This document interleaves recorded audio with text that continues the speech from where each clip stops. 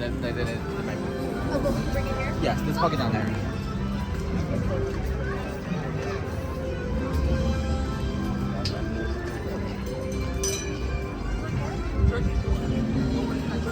Said hi too. Yeah. What did you like?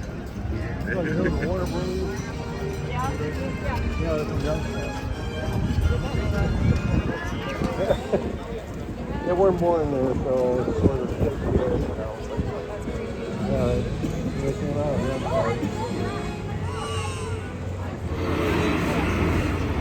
They have the earthquake with the and they have the train, the fire, and they have the Solar parking is going to be straight ahead under the blue awnings. Please make sure you take all of your valuables with you before leaving your stroller.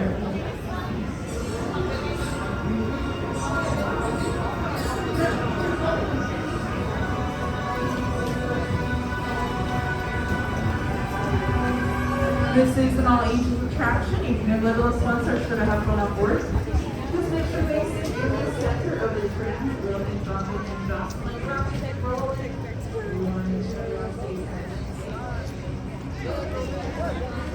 Sign. Express down this way. General Mischievous Gold sign right down here.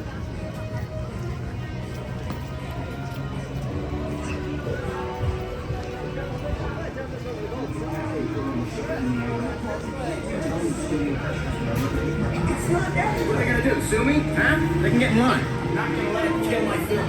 We have 3 hours to find a new leading lady or we're finished. There are thousands of actresses out of work in this city. Somewhere out there, there's a woman born to play this role. What's it here?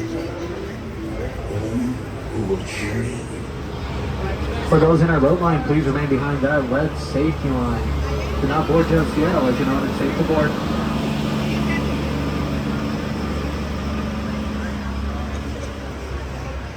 Once again, please wait. We're still waiting. All right, all aboard. Enjoy your tour. Started, we have a few safety rules. First, if you need guest assistance or have a medical emergency or drop something of value off the side of the tram or have any sound or video issues, reach up and grab the red E-cord that runs along the center of the ceiling of the tram, and I'll be back to assist you as soon as it is safe to do so. Otherwise, during the entire tour, please remain seated and keep your arms and legs inside the vehicle at all times. Remember to use the red cord above your head if you need any assistance. The studio is private property, so if at any point during the tour you do drop your phone or just can't wait to use the restroom, pull that cord and remain seated. Please no smoking of any kind on our tour. That includes the use of e-cigarettes, and be prepared. Our tour today does feature loud noises, sudden tram movements, fire effects, and many water effects. You'll want to have your cameras out for great photo opportunities, but keep an eye on them so they do not get wet.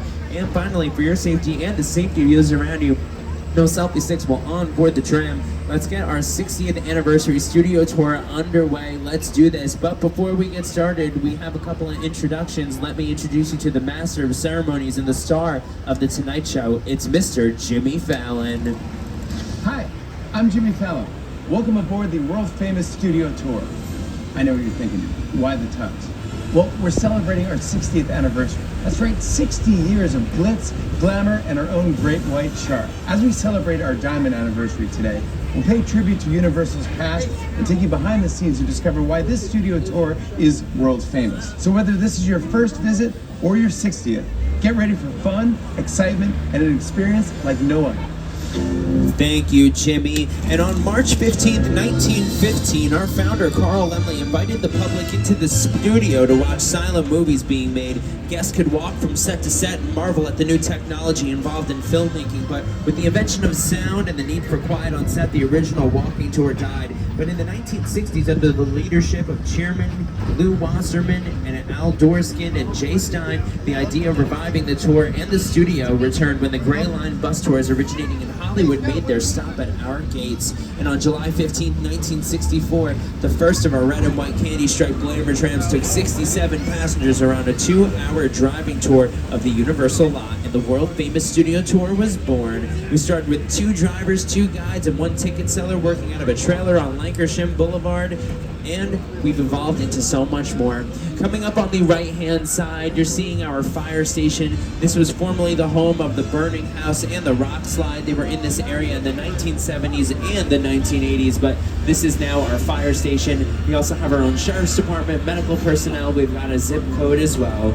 Now, we thought that we would have hover trams by now, but these are pretty cool too. Today you're riding along one of our 60th anniversary glamour trams. It's one of our super trams dressed up in throwback style. Its red and white candy striping was originally created by Harper Goff, a well-known Hollywood art director and set designer who worked on movies like Willy Wonka and the Chocolate Factory for Paramount and was known for their fantastical designs. Now, we're about to head into the movie studio, which is broken up into two parts, the front lot and the back lot. We're going to go to the front lot first, and that houses the majority of Universal's 36 sound stages. Now, while we're passing those sound stages, if we see any active filming and production, I'm going to throw this graphic on the screen, and at that time, I will come off of the microphone, but feel free to talk amongst yourselves. Never know what you may see here on the world-famous studio tour.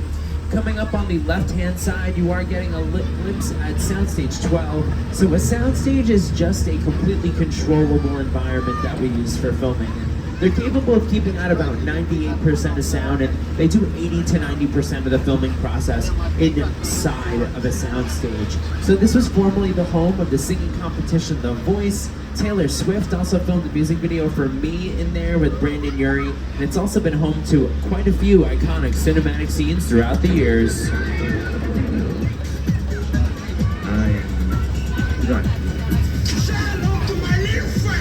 And we begin by heading into the front lot where we are driving in between Super Nintendo World and our studio. On your right-hand side, this is Super Nintendo, the home of Mario and Luigi, the stars of Universal's 2023 blockbuster movie, the Super Mario Bros. Movie. This is also where studio tour guests once had the chance to explore facets of Hollywood not accessible to the public before 1964. This area was once the home to the Preview Center and the dressing room of comedy legend Lucille Ball. But these are now the home of a lot of our sound stages that are currently being used to film Bel Air, the dramatic retelling of the Fresh Prince of Bel Air. Now, here to tell you about the sound stages on the front lot are the stars, Ali Shulaton and Jabari Banks. The theme park behind and entering the front lot where real Hollywood magic is made. How? Well, inside the sound stages that surrounds us, we can create any kind of environment the script demands. For the past 60 years, studio tour visitors have driven right by these buildings, and inside these walls, the sets from your favorite TV shows and movies have transported audiences anywhere the imagination can take you. Even to a palatial mansion in Bel Air. When we film Bel Air, we love coming out of the sound stages and seeing the trams filled with excited guests as they drive by. So, keep an eye out. You'll never know who or what you'll see on the studio tour. That is right, folks. And on the left-hand side, you have Soundstage 14, which was once home to Bel Air, as well as the Saved by the Bell reboot, the Mindy Project, Superstore with America Ferrera, where they turned the inside of that stage into Cloud 9. It's also been home to a lot of classic movies like How the Grinch Stole Christmas. That's where they filmed the Mount Crumpet scenes. If you saw Apollo 13, that was Mission Control. And if you saw Jurassic Park, when the Brachiosaurus sneezed on the kids in the tree, that was filmed inside of that soundstage as well. But as we venture a little bit further, we're surrounded by more stages that were home to a lot of classic sitcoms throughout the years. So it shows like Martin, The Jeffersons, Coach, One Day at a Time, Never Have I Ever, Sabrina the Teenage Witch, Desperate Housewives, The Good Place, Mr. Mayor. They've recently been filming a brand new show called A Classic Spy in our sound stages. And these have also recently been home to Ted, executive produced and directed by Seth MacFarlane, and it's currently on Peacock. Seth MacFarlane here, and I'm excited to share with you a behind-the-scenes look at my Peacock original event series, TED. It's a prequel series set in 1993. And that means our skilled craftspeople had to build a high school, a house, and even recreate downtown Boston as it looked back in the day using exterior sets and facades that you're about to see on the tour. But I should warn you, TED is intended for mature audiences only. So grown-ups, tell the kids to go in the other room before you watch. Oh, come on! And coming up on the left-hand side, we have the star of TED. It's Ted. There he is. He's toasting us, having a drink, celebrating that show just came out. It's on Peacock. You know what else is on Peacock? 7-time Academy Award-winning film Oppenheimer. So if you haven't seen that one, you gotta go check it out. There's a reason they won 7 Oscars this past year. Now, whenever we get a movie or a show, we'll always start with the idea, we'll make a script, we'll cast, film, edit, and then we will bring it to your screens. And that entire process begins on the left-hand side in these bungalows. So these bungalows were formerly personal dressing rooms to contracted stars. So that's any star who signs on to make movies exclusively with the studio. Some of those stars would be Doris Day and Rock Hudson, but we don't contract stars anymore. So they've since been converted into production offices to some of the biggest companies in the world. Coming up on the left-hand side, you are going to see the office for Mark Platt Productions. They're all the way in the back. They got an MP next to them and the Wicked logo. And they're in the process of working on the two-part movie musical for Wicked, which is set to star Cynthia Erivo, Ariana Grande, and Jeff Goldblum, with the first movie coming out in November this year. The trailer was also recently released, so go check that out. It looks visually stunning, and we can't wait to see what they have to offer. Take a quick look to the right-hand side. This is the Johnny Carson building. You may see your reflection in the mirror.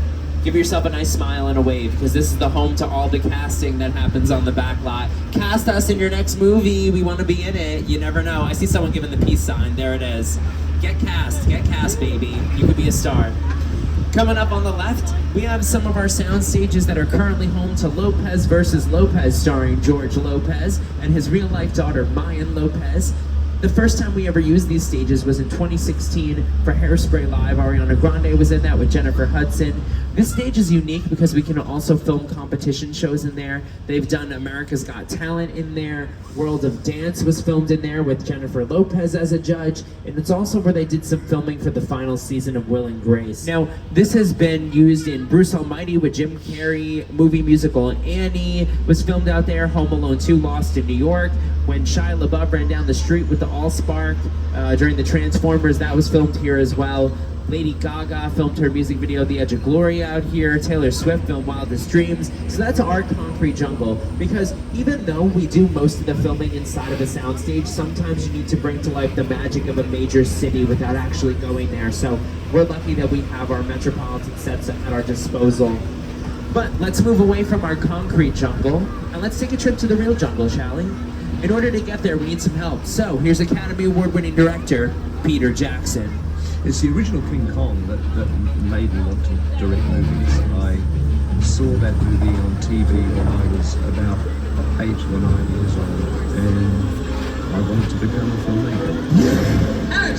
I like films that just take you away from your real life and sweep you up an adventure. Kong literally does that. I mean, you're on board the ship, you're sailing to a lost island, you're encountering monsters and creatures from, prehistoric times.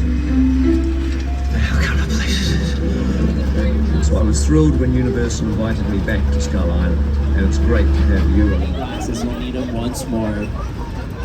Now, King Kong 360 3D was really made with some of the most advanced technology that we have in filmmaking. And it featured screens that are 40 feet tall and 180 feet wide, with visual effects made by Peter Jackson's team over at Weta Digital. And Weta Digital's also worked on movies like King Kong, Rise of the Planet of the Apes, Lord of the Rings, The Hobbit, and Avatar. They've also worked on The Hunger Games, Disney's Little Mermaid, Wonder Woman, and the Avengers. So you've certainly seen their contributions to computer-generated imaging, and they really do a fantastic job. Now, as we move away from King Kong, you are getting a second glimpse of our metropolitan sets, and there is some active filming and production going on out there. So we're not going to get to drive down those streets, unfortunately, today. But before this was the home of our concrete jungle, it used to be home to our old King Kong attraction that was on our studio tour. But here's one of the stars of Universal's 2005 version of the movie, Jack Black, to tell you a little bit about that. And self-action. Did you know the Metro sets were once the home to Hollywood's biggest star? Right here is where the original studio tour King Kong attraction resided from 1986 until 2008. He stood 30 feet tall and weighed in at 13,000 pounds. Over the years, millions of guests got to meet King Kong face to face as he shook the tram. So close you could feel his hot banana breath. Oh my goodness, I don't even want to think about that. Is that it? Yes, that's it. I can't believe that's my last line, and That's then your the tram last moves on to the next thing? Sure do. Yeah, absolutely. Thank you, Jack. Now, King Kong might be an example of a movie monster, if you will, and we love our movie monsters. Even the dinosaurs on Skull Island, even monsters like Frankenstein, Dracula, The Bride of Frankenstein, those really became the bread and butter of our movie studio, especially during the Great Depression, and we're going to talk a lot about that. But before we do, I just want to show you one way that we pay homage to our monsters. Take a look to the right. This is our movie monster mural. It was made entirely by cans of spray paint by street artist Tristan Eaton. An instrumental part of the process of designing these murals was getting to go to the Universal Archive. Now, when he created this, he didn't use any stenciling. He did all of that freehand, and it took him about 3 months to complete. He's best known for a lot of his street work that you can even see in Hollywood. I'm making movies, but I fell in love with zombie movies and monster movies as a young kid. My world that I come from is skateboarding and graffiti and comic books. You always have to pay homage to where that art form started. And for me, it started with painting stuff in the street illegally. Now, coming up on the left-hand side, you are seeing another piece of studio tour history. So on the left, this is our body of water that we like to call the Hollywood Ocean. So here in 1974, we added Parting of the Red Seas to the studio tour, and it was inspired by a classic film, The Ten Commandments. Now this is where the movie would say, "Part these waters," and all of the guests on the Glamour Tram would seem to get an eye-level view of the lake itself. And you're seeing that right here. This tram is overloaded. Tell them they can walk on water. It's part of the tour. Now they also had exploding water mines, torpedoes, and prop submarines as a part of the action here in our Hollywood Ocean. But believe it or not, Universal, while we are celebrating 60 years of the studio tour, we are actually celebrating another birthday this year. We're celebrating 70 years of the 3D classic, The Creature from the Black Lagoon, which was actually filmed in our Hollywood Ocean out here. It's part of our legacy of horror films and monster films that start with Dracula in 1931 and the upcoming Universal Dark Universe opening at Orlando next year. So we love to pay homage to those monsters. So think about it, not just The Creature from the Black Lagoon, Dracula, The Bride of Frankenstein, The Wolf Man, The Invisible Man, The Hunchback of Notre Dame. All of those movies were really the bread and butter of our studio. That all happened during the Great Depression, and we filmed those movies in our next location, Little Europe. So these sets, they date back to the late 20s, early 30s. They're coming up on 100 years old. So we made them for All Quiet on the Western Front, which is a film Universal won their first Academy Award for Best Picture with. And even though these sets are on the older side, we refurbish them, we like to keep them up to date. They are absolutely stunning. You also may recognize them from all 4 seasons of The Good Place, where this was the afterlife, and that starred Kristen Bell and Ted Danson. Not that clip, what am I doing? Here we go. You, Eleanor Shellstrom, are dead. Cool. You are on this street right now. Come on. I have never ever seen this. You're in the good place. I'm not supposed to be here. I can't risk going to the bad place. Maybe it's not all that bad. How can I help you? What is the bad place like? Well, it doesn't sound awesome. You've also seen these streets pose as Port Royale and Pirates of the Caribbean, Curse of the Black Pearl. This is Genovia from The Princess Diaries 2, Royal Engagement. This was also where they filmed scenes with Matt LeBlanc for Charlie's Angels. This was where they filmed Jarhead with Jake Gyllenhaal. This was Peru for that. Scorpion King with Dwayne The Rock Johnson. Even Michael Jackson filmed the very first scene of his Smooth Criminal music video out here. And Nicki Minaj filmed a music video for her song Turn Me On with David Guetta using those sets. It's happening. We're gonna go inside. All right, cool. This is really awesome. I wasn't sure if this was gonna happen, but we're gonna do it, fam. So I hope you have your motivation. I hope you're ready for this. We're about to become Hollywood stars. This is why I moved to LA in the first place. Okay, we're good. I'm good. I hope you guys are gonna get ready for your close-up, okay? So it looks like they have a shot sheet ready to go. The lighting equipment is all set up. That's pretty cool. This is a gorgeous set that we have to work with. Wow, good for us. I can't wait. All right. Well, the cameras are all set up, so what we're gonna have to do next is we're gonna have to hop in hair and makeup. I know, but it's not gonna take that long. And if you're already done with hair and makeup, guess what? There's craft services right next door. You don't know what craft services is? It's the snacks. It's the snack bar. Hello. Okay. Perfect. I'm really excited for this, everybody. Okay, so my hair's good, my eyeliner is good, and let's... Oh. What was that? Rob, what is this? Uh-oh. I think we're having an earthquake.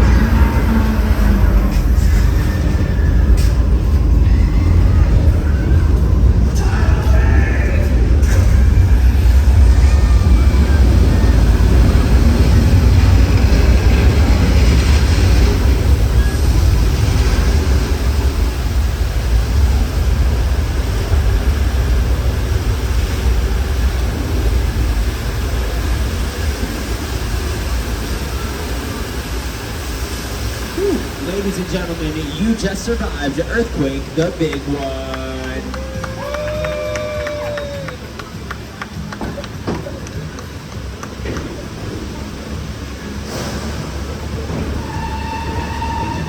Earthquake, the big one was an attraction that originally opened 35 years ago in 1989, but it's just recently reopened for our 60th celebration this spring. Now, if you've taken the tour before, you may notice that we went through a complete Hollywood makeover, updating all of the props and all the movie-making equipment so that we could bring this set into the 21st century. We're so glad to have the Earthquake back. It's one of my favorite attractions. Now, Earthquake, the big one, is actually inspired from Universal's 1974 blockbuster movie, Earthquake. Now, 1 year later, in 1975, we had our first ever summer blockbuster hit theaters, Jaws. And since you're all traveling from out of town, we figured we could show you the beaches here in LA. Welcome to Amity Island, where every day is like the 4th of July, folks. Let's go to the beach, let's go get away. It is a beautiful day here at Amity Island, and we used to have a shark problem, but we did catch the shark, so we're pretty good to go. We can take some selfies, we can go for a dip, and it's gonna... What? What is that? Do you see that in the distance? What is that? Oh my gosh, I think it's another shark. Well, at least the Amity police are already on the scene. That's our police diver. His name is Pete. Pete?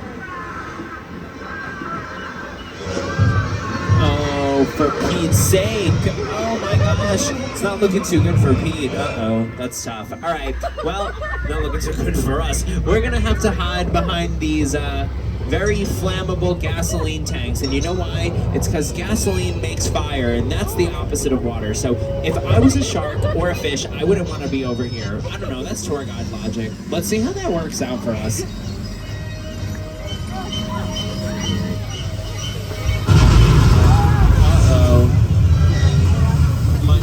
Has gone up in flames. I think we're gonna need a bigger tram.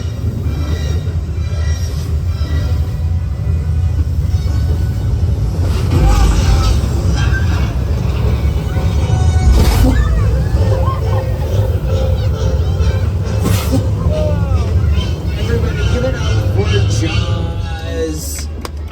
One of the classic parts of our studio tour. And believe it or not, Jaws will be celebrating their 50th anniversary next year.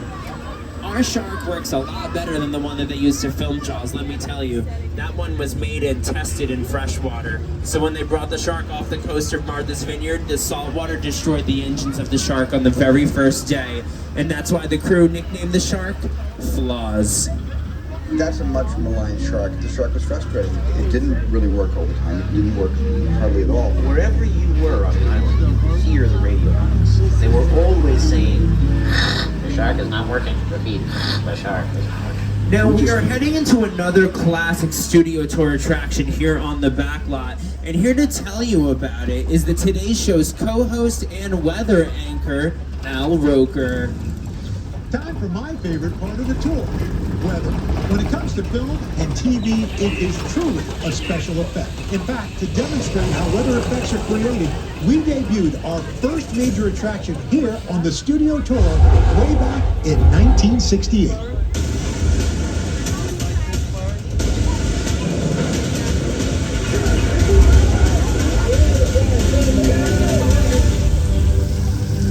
Welcome to the Flash Flood, folks. Now this is a weather simulation in what we call Old Mexico. So we bring this weather simulation to life with sprinkler systems that allow us to control the size of the raindrops. We also have speakers overhead to give us the sound effects, and then of course we have lightning with strobe lights. So easy as that. And we start these storms with a click of a button, but we did promise you a flash flood, didn't we? So let's go ahead and give that to you right about now. Ladies and gentlemen, if you're in the blue seat, you are in the wet zone. I don't know if we said that before, so everybody look out. Nobody is safe on the track. Rob and I are also in blue seats. That's our studio tour classic, The Flash Flood. That's been seen in Big Fat Liar with Paul Giamatti, Amanda Bynes, and Frankie Muniz.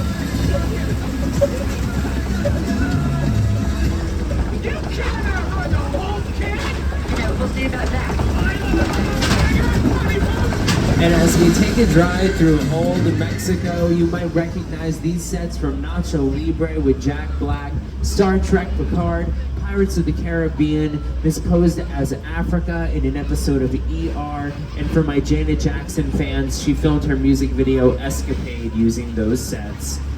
But now let's move away from Old Mexico and turn to the Old West, or as we like to call it, 6 Points. 6 Points gets its name from its 6 distinct streets that we had all during the silent film era, where each street could pose as its own town because each street was equipped with its own bank and its own saloon. And back then, because we weren't recording any sound at the time, we could film 6 different movies here at the exact same time. As long as somebody visually in another movie wasn't in the shot of another film, you're pretty good to go because there's no audio to worry about. And the origins of these sets date back to the teens, so this is really where it all started for Universal. But we filmed Once Upon a Time in Hollywood with Leonardo DiCaprio and Brad Pitt. Actually, about 45 minutes of that movie takes place particularly on the left-hand side, and Brad Pitt won an Oscar for his performance in that movie. It's Quentin Tarantino's 9th film. You also might recognize these sets from Steven Spielberg's rendition of The Color Purple. This was where you could find Ceely's Pants Shop. This was also Australia in Disney's Saving Mr. Banks. And for my Jessica Simpson fans, this is where she filmed These Boots Are Made for Walking. And you can tell they filmed a lot here during the silent film era. If you look at the doors specifically, check out the doors. Some of them are really tall and some of them are really short. So the really tall doors, we would put everybody in front of those doors. It would make them look really small, except the cowboys. So the cowboys, we would put them in front of the short doors, and it would make them look a lot bigger on screen. And we had to do that because we had to establish a larger-than-life persona for our cowboys, because back then we had to rely really heavily on visual cues. It was the silent film era after all, so since we couldn't lean on the dialogue, we had to rely on the architecture of our Western sets.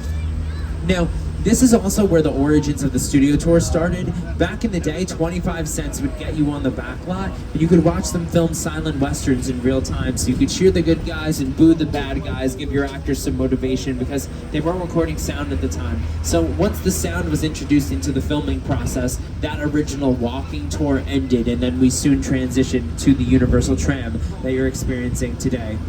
And at this time, we are approximately 15 minutes from the end of the tour, and we will be returning to the theme park.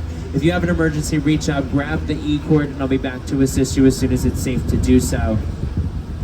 Now, we are going to pass by our Amity Island sets. These are a recreation of the sets from Jaws. They filmed that off the coast of Martha's Vineyard, but this was, in fact, Cabot Cove, Maine, in Murder, She Wrote with Angela Lansbury. You've also seen these sets in The Good Place and Key and Peele. Coming up on the left-hand side, you're getting a glimpse at our Elm Street. Our Elm Street has been used to film many things throughout the years. The house on the corner is Boo Radley's house from To Kill a Mockingbird. They also filmed Garfield, A Tale of Two Kitties out there, and Norbit was filmed out there with Eddie Murphy. On the right-hand side, this White House that has all of the green trimming is best known as the Chicken Ranch from the Best Little Whorehouse in Texas, starring Dolly Parton. It's also been Rob Zombie's House of a Thousand Corpses, and LMFAO filmed the music video Sorry for Party Rocking using those sets as well. Now, Universal actually has 3 full-blown residential neighborhoods on the back lot, and we're going to drive through one of them. This is what we call Colonial Street. So Colonial Street gets its name because all of the houses are colonial style, but nothing really indicates when or where, so this could be anywhere in the United States at any time. And we film here all the time.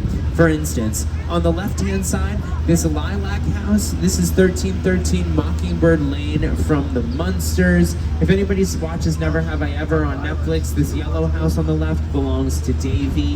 If anybody watched Superstore, they filmed the final episode in this gray house, also on the left.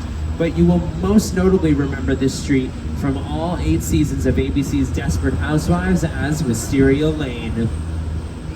So we film in houses on the back lot because we could really do whatever we want with them. And during just those 8 seasons of Desperate Housewives, they blew a house up, burnt a house down, crashed a car through the front door, put a plane in the middle of the street, and all of these things we could do in a real residential neighborhood, but that's a real disruption to the way of life. You have to worry about neighbors, people, permits, but here on the back lot we can do whatever we want with these homes. None of them have any actual functional interior. They're not actually houses. They're really just the shells of homes. You really don't film on the inside of any of them. For the most part, if an actor was to walk to the front door, you're going to cut and finish the rest of the scene inside of a soundstage.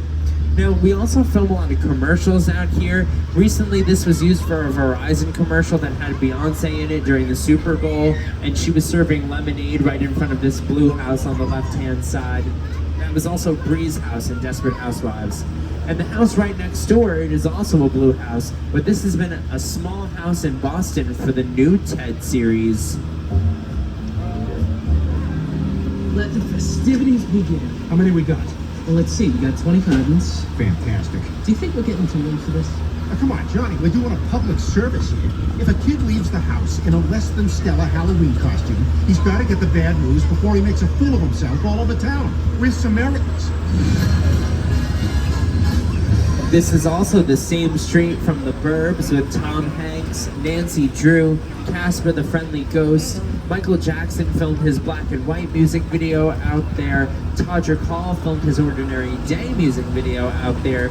And Smash Mouth filmed their music video for All Stars using those sets.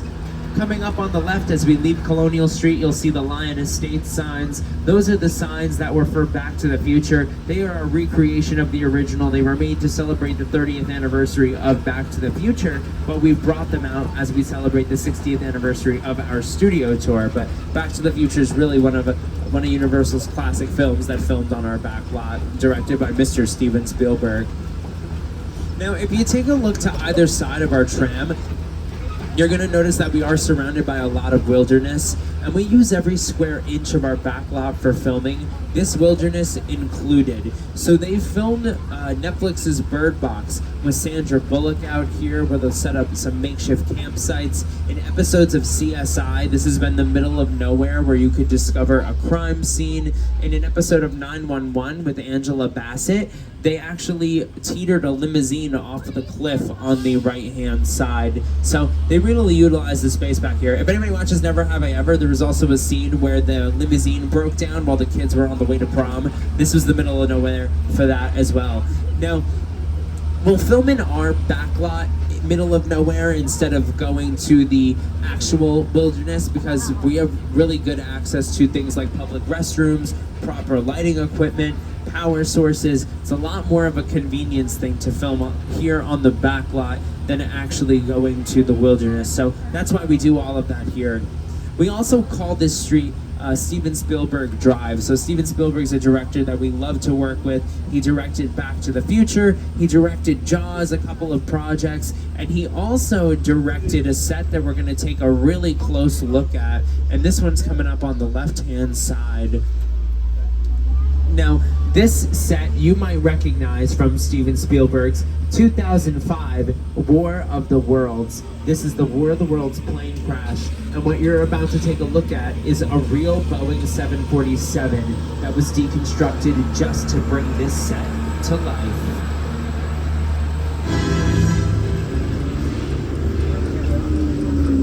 The airplane crash site set is a perfect example of a set that is all designed around the vision that Steven had. When we first began to sit down to talk about War of the World, I thought, what if the 747 goes down right in a big neighborhood? Because it's just something you don't see. You're doing good. You're doing good. Keep your eyes on me. Listen, amigo, man. Listen, I want you to close your eyes, okay? Okay. Stay on closed. Okay.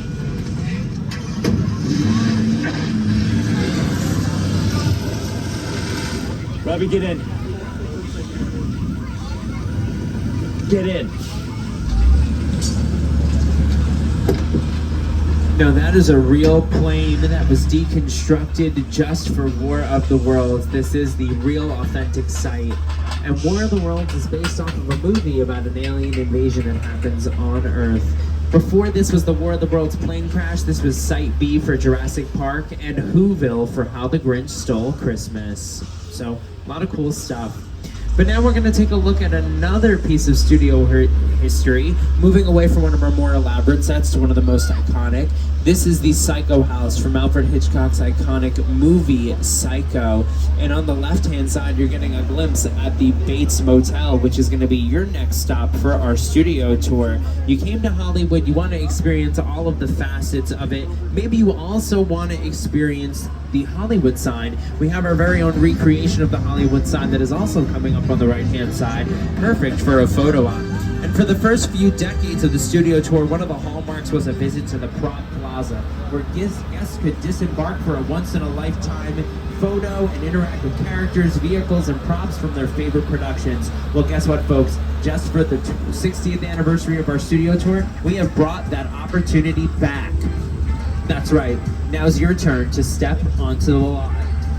Now remember, folks, this is a limited stop. When you're ready to continue the tour, simply follow the signs. You'll be boarding a different tram with a brand new studio guide. So remember to gather all your personal belongings. Make sure you got your 3D glasses. You'll need them when you resume the tour. And as you disembark the tram, remember to head towards the front of the tram and have a good time. I hope you guys had fun with me out here on the back lot at the beginning part of the tour. My name is Anthony. I hope you have a good time. Go get some pictures. Have fun.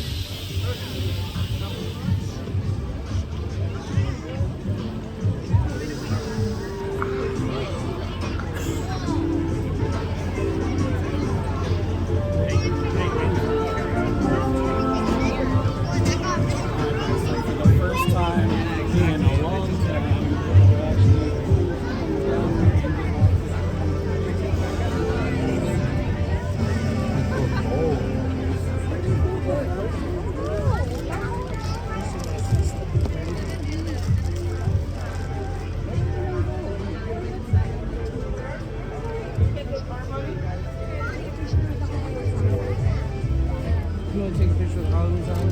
Yeah, what's up? TV or color? I was trying to figure out.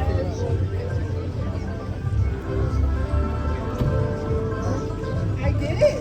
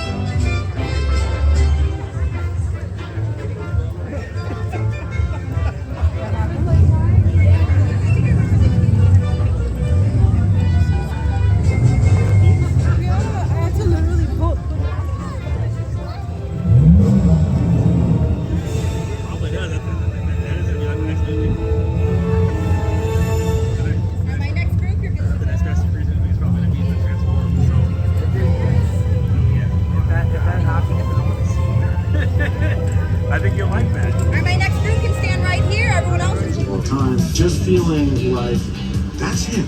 That's the Jaws. But I don't even know if that is the Jaws. I hope it is.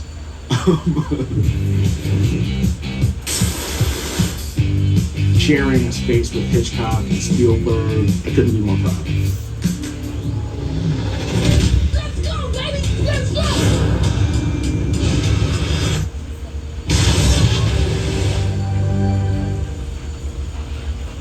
Now next up, we are headed to the sets from Jordan Peele's most recent film titled Nope. We're taking you to Jupiter's Claim.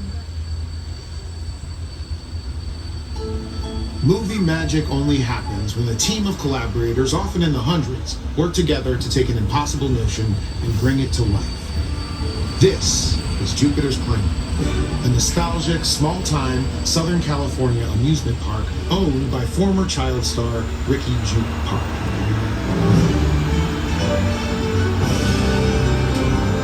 Over there, look into the Winking Well and have your picture taken just like the kids in that old 90s movie Kid Sheriff. That's what this whole place is loosely based on. Remember that one?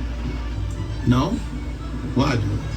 A little further down, you can see the brand new Star Lasso experience. Built to showcase an unbelievable new live show. Well, it's not looking so live anymore. Anyway, behind this Hollywood fantasy of a gold rush frontier town lies a sinister secret. It is smack dab in the center of the UFO hotspot. What's a bad miracle? You're about to find out. Welcome to the world of no.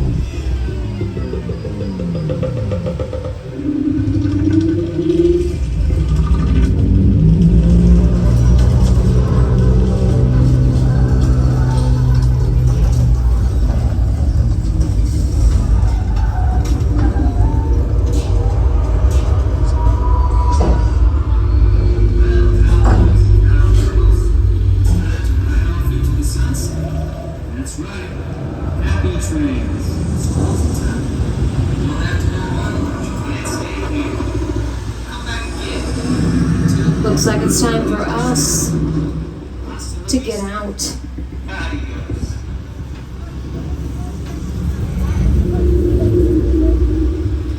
those sets are an integral part of the film Nope. Highly recommend you give it a watch. It's available on Amazon Prime Video.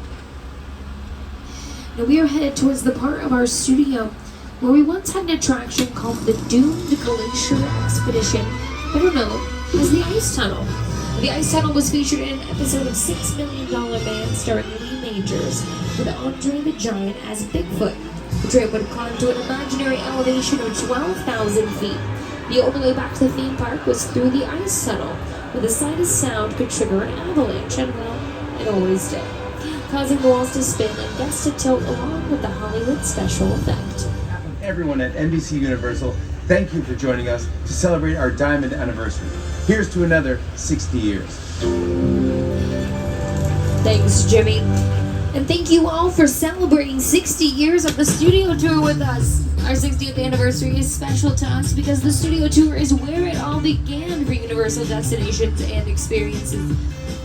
From 2 glamour trams traveling around the studio lot in the summer of 1964, we developed into so much more, including 7 parks entertaining millions of guests every year, and the upcoming Universal Epic Universe opening in 2025. I'd also like to acknowledge all the studio tour ambassadors, drivers, and studio guides throughout our history who helped make the studio tour world famous. From our first 4 guides and drivers to the hundreds of team members who support the tour today.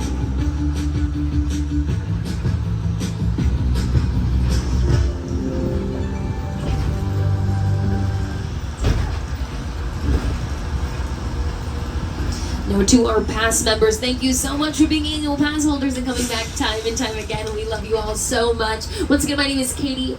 I was your guide for the last little portion of the tour. Everyone give a huge round of applause to John, because without him, we would have had to walk all the way on the Bates Motel. None of us want to do that. It's cold outside. He is truly one of the best drivers we have here. And if you are interested in purchasing any of the